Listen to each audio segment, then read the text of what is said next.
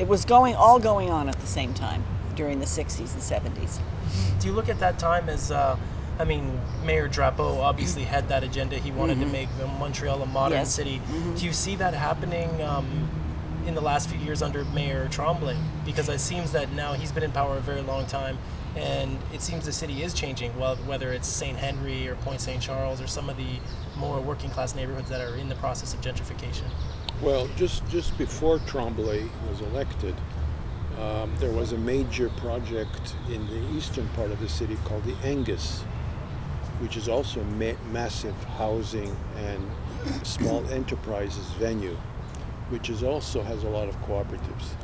And then under Tremblay, and Lucia was involved in this, although he himself personally was not directly involved, although he must have facilitated at some level, was the Benny Farm project in the western part of NDG. So Milton Park is no longer alone. There are not enough Milton Parks, and there should be many more. But you see, what has to come across in any examination of Milton Park is the fact that it is unique in the following sense: not only the scale, but also that it sits on what one could call a land trust. Namely, now it does. It didn't. I mean, that's part of the project. Yeah, that the land is owned in common. All the 22 organizations together own all the land, and it is controlled all together. The individual buildings are owned by the different cooperatives, okay, the 22 organizations and non-profit corporations. And as a result of this land trust, this, what some people have called this urban Soviet, that's what we were accused of at the time. There can be no buying and selling of property in Milton Park. It's frozen. The 6-block area is frozen for the foreseeable future. Therefore it keeps the rents low and makes it affordable. I have to correct you because people will get the wrong impression, Dimitri.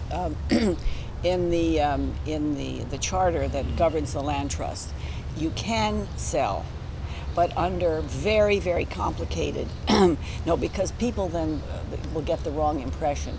Under very, very complicated and unproductive circumstances. Nobody would want to bother with it. Now, from what I've read is that during the whole process of turning it into a cooperative community, that there was opposition from some members of the community that started, what was it, Maison Saint-Louis? Yes. They wanted to have the opportunity to own their own homes, yes. And there was some sort of stipulation that didn't work out? Oh, there was no stipulation. There was an out-and-out war between those who believe in a cooperative project and those who wanted to own their own houses, most of whom wanted to speculate. They wanted to buy it and sell it because they knew they were in the downtown area. I remember speaking to some of them who wanted to speculate and make some money on it. That's the motive of a lot of people. So there was an out-and-out war between those two sections. But the majority of people in the community did not want to take that route, and therefore this minority in the end was defeated. So they had to settle for a choice, either living here under the rules that we established, or going to Outremont or Pierrefonds or wherever the hell they wanted to go, into exile. Now the Milton Park Affair, as it's come to be known, is I mean, a lot of people read about it. I mean, have you read the book? I've read it. Oh, yes. You did read the book. I've read the book, and I mean, most people look at Milton Park as the McGill ghetto. They don't see the fact that it is a co-op community. Would you be able to share a little more about what they should know about the area? The community, what's called the Milton Park community, goes from University to St. Lawrence, say, whereas the project is 6 square blocks in the middle of that. So there's all of the housing west of Hutchison, for example, which is the western end of the co-op project. That's what 4 streets in there. Yeah, 4 streets: Hutchison, Desrochers, Elmer, Lorne, University. And that's all also greystone, with some large apartment, somewhat old 50s style apartment buildings, high rises. And how is the sense of community still kept alive? I know, is it through the co-ops, or is it just by everybody knowing their neighbors? You're talking about the whole larger area of the Milton Park community. The real sense of history. Well, yes, a lot of people know each other. A lot of people don't. But it's also created by the Milton Park Citizens Committee, the original organization that fought the first phase of the battle very intensely, to the point, as I said earlier, of hunger strikes, imprisonment, trials, and all the rest of that. That's a history that is known to a certain extent. But the Milton Park Citizens Committee to this day is an active committee in this area, and people know about it. And the Urban Ecology Center is one of the achievements of this community. And so there is a constant reference to that history, and people get a sense of the continuity from the past and carrying forward the values into the present. We are often solicited from McGill, not so much from Concordia, unfortunately, but from McGill, the School of Urban Studies, for instance, and so on, to give talks to McGill students, to take them on tour. For example, every year there is Jane's Walks organized by the Urban Ecology Center. This recent year there were two very interesting tours, one given by Lucia, another given by two other people, and one by myself, where we went through the whole history of the project and the community and so on and so forth. So we attempt to have a continuity with the past, and therefore that's where people get the self-identity and say proudly, yes, I live in the Milton Park community and not in the McGill ghetto.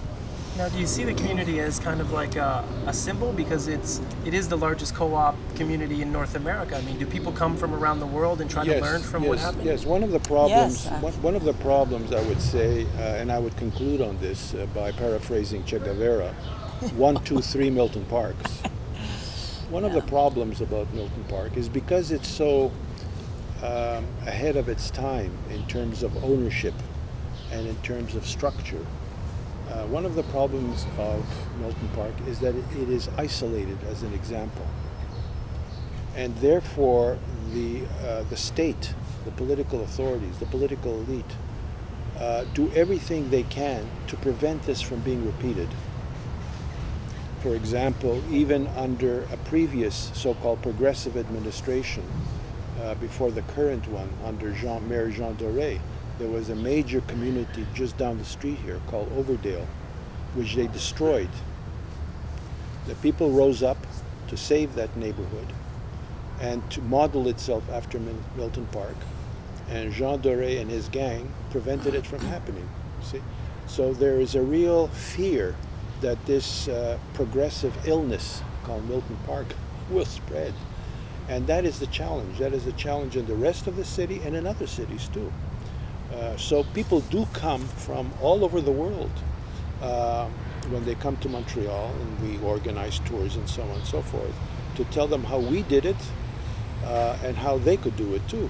I mean, I, for example, go to other countries and I'm asked to explain the whole history, like you're doing this film, and I go to it, through it in excruciating detail, trying to inspire them to do the same thing in their city. It's possible to do it under certain circumstances, and so that's our message. 1, 2, 3 Milton Parks. And Lucia, do you see it happening in other communities? Because you've got now Hochelaga Maisonneuve, which is maybe in the process of gentrification, you know, in the infancy stages, and then you've got St. Henry, where it's been happening for a few years.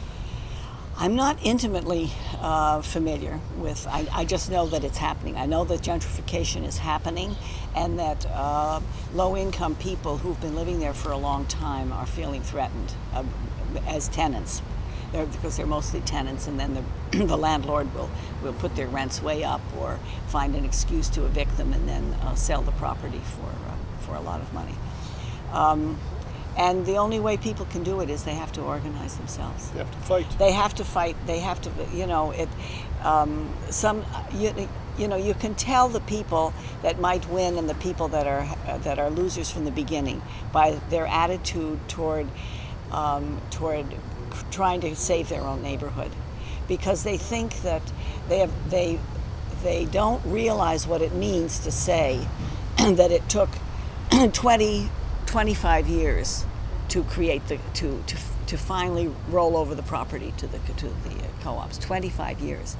And if you say to most people, it's going to take you 25 years to fight, and these are all the things you're going to have to do. 25 years. So it's a lifetime. It's a lifetime to do something like this.